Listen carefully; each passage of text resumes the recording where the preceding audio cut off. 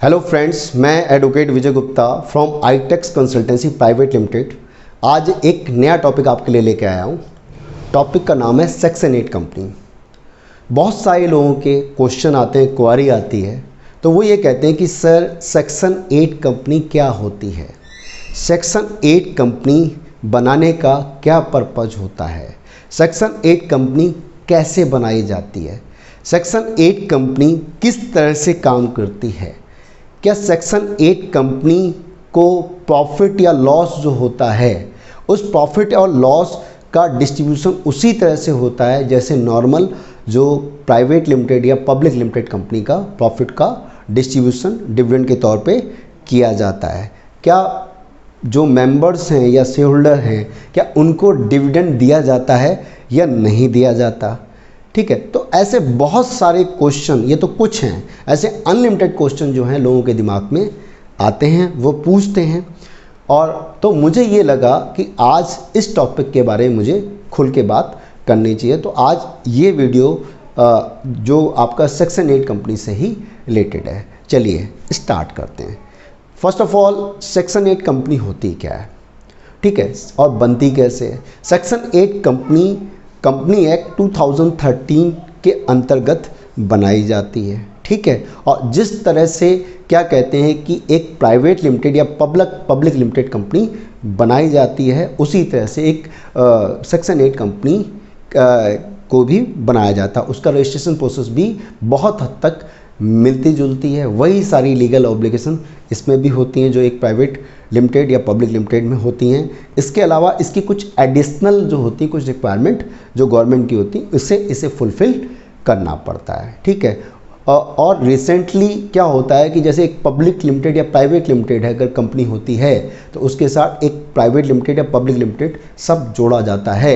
लेकिन जो section 8 company जो होती है वो केवल सेक्शन 8 कंपनी ही उसका नाम होता है और कोई दूसरा उसका नाम नहीं होता, सेक्शन 8 कंपनी ही बोला जाता है, ठीक है।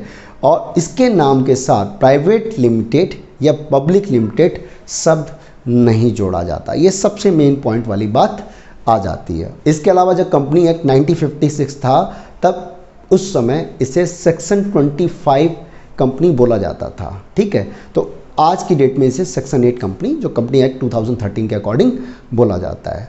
और दूसरा क्या होता है कि ये कंपनी किसी नॉर्मल पर्पस से नहीं बल्कि स्पेशल पर्पज या विशेष उद्देश्य से ये कंपनी बनाई जाती है।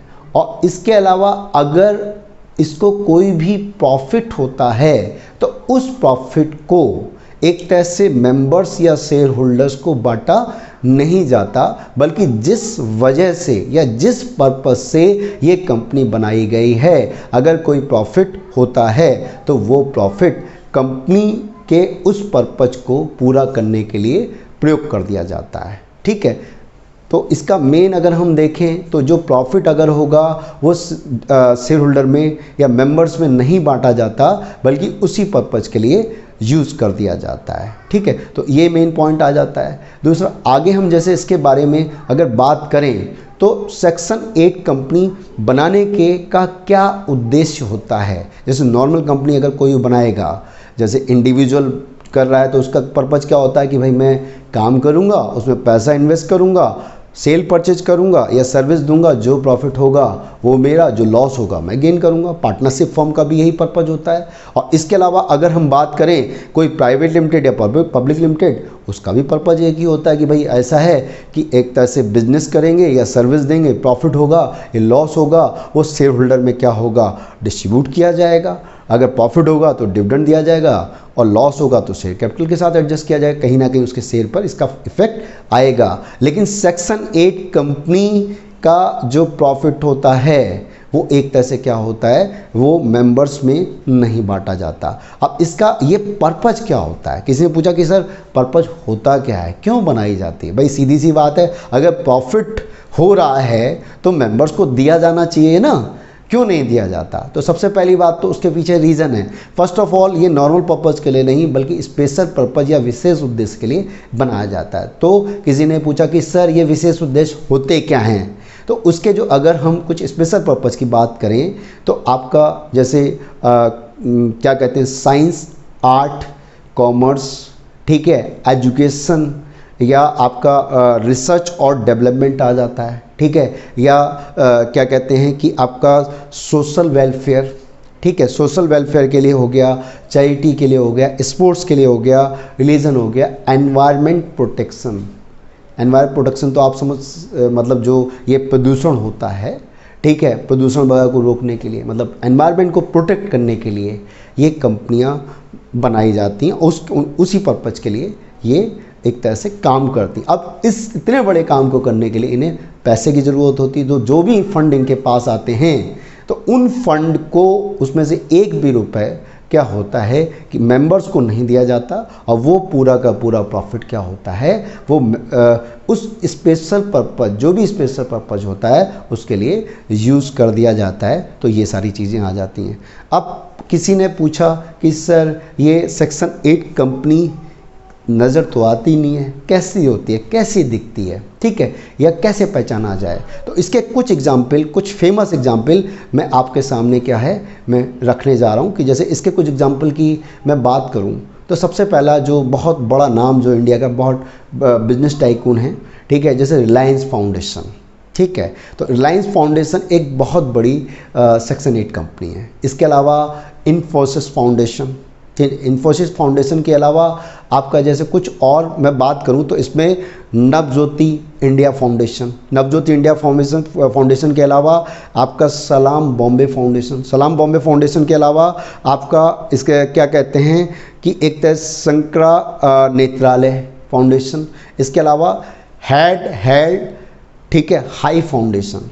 ये सेक्स जो ऑल ओवर इंडिया की जो सबसे टॉप लीडिंग सेक्शन 8 कंपनी हैं वो उनमें से ही है। ऐसे मतलब काफ़ी सारी जो सेक्शन 8 कंपनी काम कर रही हैं, आप अगर सर्च करेंगे तो बहुत सारी सेक्शन 8 कंपनी नज़र आ जाएंगी, ठीक है। तो ये जो सारी चीज़ें हमने बात करी, अब जैसे आगे की बात हमने इसका पर्पज़ भी देख लिया, ठीक है, कि इसका पर्पज़ होता क्या है, और इसके एग्जाम्पल भी हमने देख लिए कि ये कि कौन कौन सी होती हैं। इसके अलावा जैसे अब बात करते हैं इसके फीचर्स की, ठीक है, स्पेशल फीचर्स की अगर बात करें तो सबसे पहली बात तो ये किसी स्पेशल पर्पस से बनाई जाती है जो मैंने बताया, ठीक है। और होता क्या है, अगर प्रॉफिट होता है तो उस प्रॉफिट को मेंबर्स में नहीं बांटा जाता, उस प्रॉफिट को होल्ड किया जाता है और उसका जो स्पेशल पर्पज है उस पर्पज को पूरा करने के लिए वो सारा का सारा प्रॉफिट लगाया जाता है, ठीक है।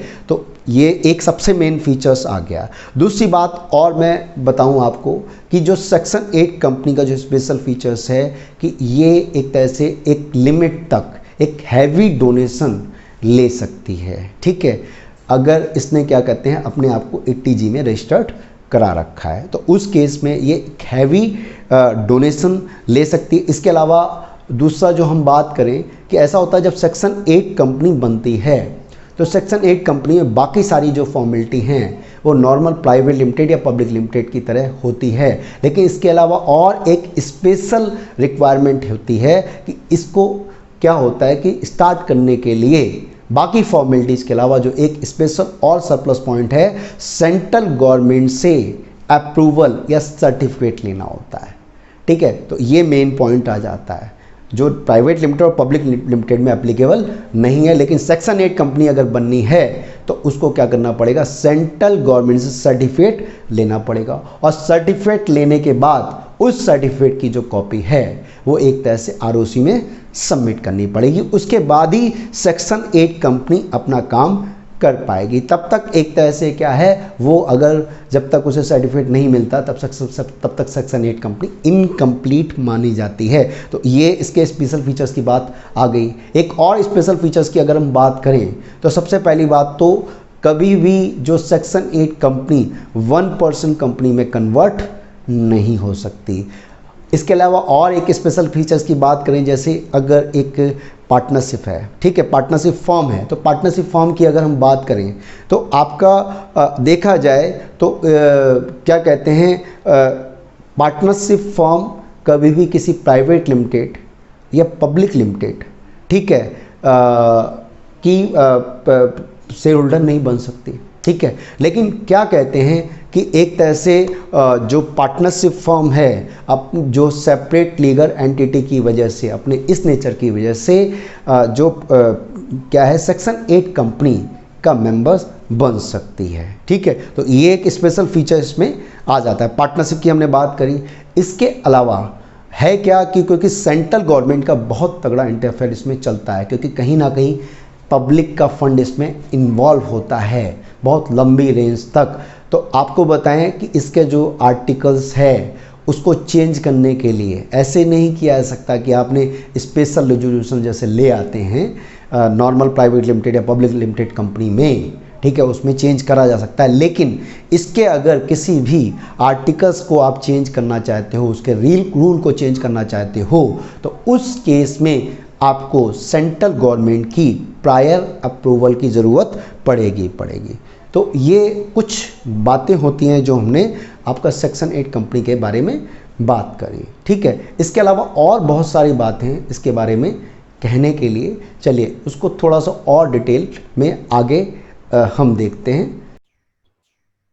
Definition of section 8 company. अगर सेक्शन 8 कंपनी की डेफिनेशन की हम बात करें, the company act define a section 8 company has one whose objective is to promote fields of art, commerce, science, research, education, sports, charity, social welfare, religion, environment protection, or other similar objective. These companies also apply their profit towards the furtherance of their cause and do not pay any dividend to their members. इसके बारे में हमने पहले ही बात करी थी कि जो सेक्शन 8 कंपनी है वो एक तरह से एनपीओ की तरह होती है, नॉन प्रॉफिट ऑर्गेनाइजेशन होती है, जो किसी स्पेशल पर्पज के लिए बनाई जाती है।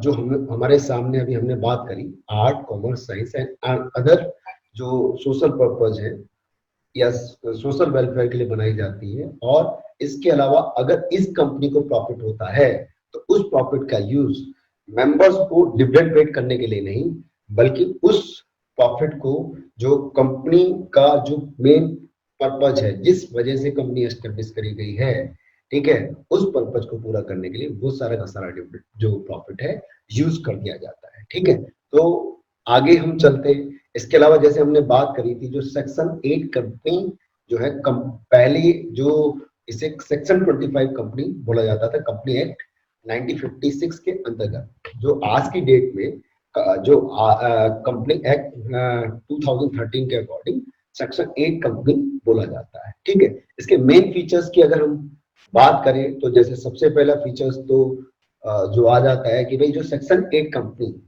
का जो प्रॉफिट होता है, अगर प्रॉफिट है तो उस प्रॉफिट को मेंबर्स को नहीं बांटा जाता डिविडेंड के तौर पर, बल्कि क्या कहते हैं, जो उसका पर्पज है उसके लिए वो प्रॉफिट यूज किया जाता है। इसके अलावा जो दूसरा मेन फीचर आ जाता है, जैसे कोई भी कंपनी अगर हम बनाते हैं तो उसके लिए एक मिनिमम शेयर कैपिटल की रिक्वायरमेंट होती है। लेकिन यहाँ पर एक मेन फीचर ये है कि अगर आप सेक्शन 8 कंपनी को बनाते हैं, ठीक है, या रजिस्टर्ड कराते हैं, तो उसके लिए कोई भी मिनिमम शेयर कैपिटल की रिक्वायरमेंट नहीं है। इसके अलावा नंबर थर्ड जो मेन फीचर्स इसका आ जाता है वो आ जाता है लिमिटेड लायबिलिटी। लिमिटेड लायबिलिटी की अगर हम बात करें, जैसे प्राइवेट लिमिटेड और पब्लिक लिमिटेड में जो मेंबर्स की लायबिलिटी सीमित होती है, ठीक है, इसी तरह से यहाँ पर भी क्या होता है, जो मेंबर्स की जो लायबिलिटी है वो एक तरह से सीमित होती है। लिमिटेड लायबिलिटी वाला क्लॉज जो प्राइवेट लिमिटेड और पब्लिक लिमिटेड की तरह यहाँ भी अप्लाई होता है, क्योंकि ये कंपनी कहीं ना कहीं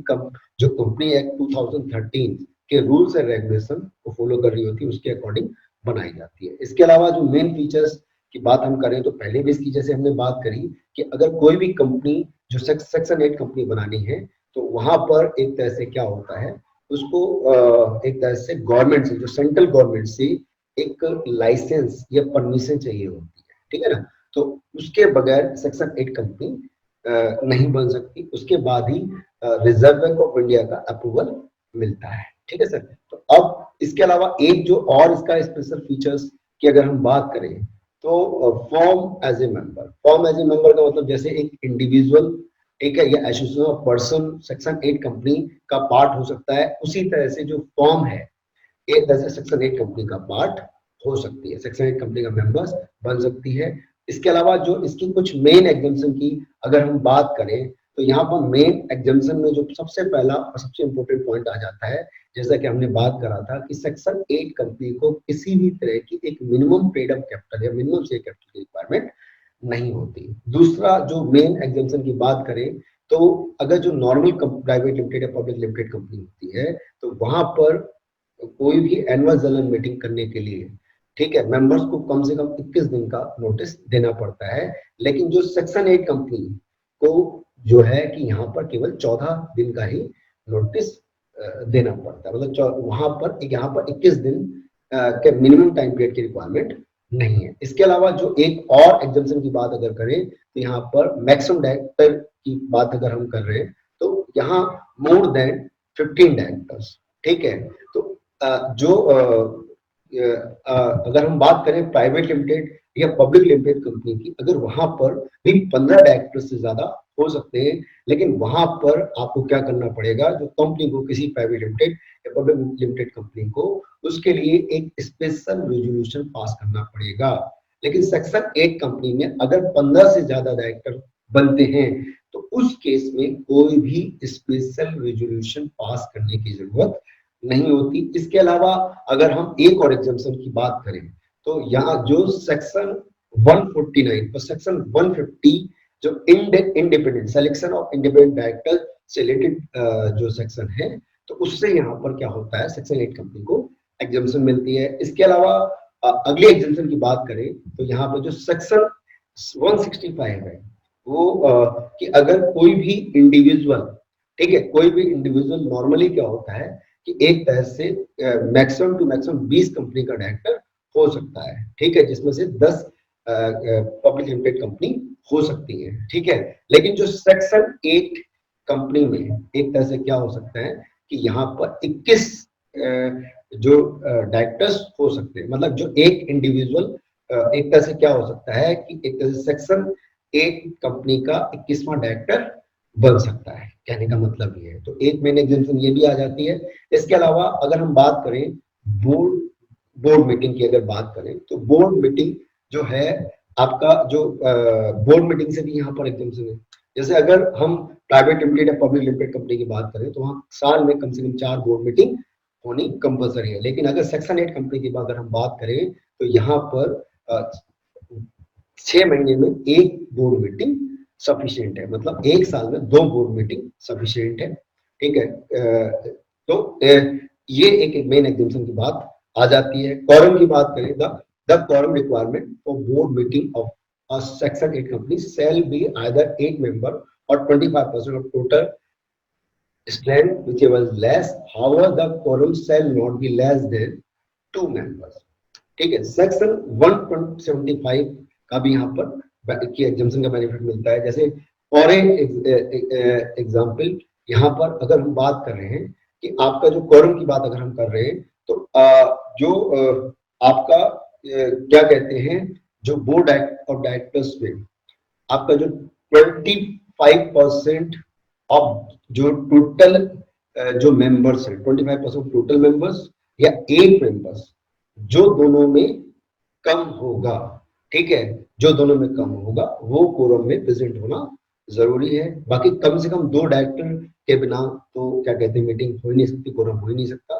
ठीक है। तो इस बात का यहाँ पर ध्यान रखना जरूरी है, ठीक है। तो ये सारी बातें मेन पॉइंट सेक्शन 8 कंपनी से रिलेटेड आ जाते हैं, ठीक है। अगर आपको कोई भी डाउट आता है या कोई प्रॉब्लम होती है तो आप मेरे पर्सनल मोबाइल नंबर पर कॉल करके अपनी क्वेरी ले सकते हैं। मेरा पर्सनल मोबाइल नंबर है 9625122106। इस पर कॉल करके आप अपना कोई भी क्वेश्चन कंफर्म कर सकते हैं। इसके अलावा अगर आप में से किसी को भी अगर कोई सेक्शन 8 वाली कंपनी का क्या कहते हैं बनाना चाहता है या रजिस्टर्ड कराना चाहता है तो हमारी कंपनी वो सर्विस भी प्रोवाइड करती है। अगर आपको वीडियो पसंद आता है तो उसको प्लीज लाइक करिए, साथ में औरों के साथ इस इंफॉर्मेशन को शेयर करिए। इसके अलावा सब्सक्राइब करने के साथ साथ जो बेल आइकन को प्रेस करना ना भूलें, ताकि जो भी नई नई इंफॉर्मेशन है, नए नए वीडियोस हैं, उनकी इंफॉर्मेशन आप तक पहुंच सके।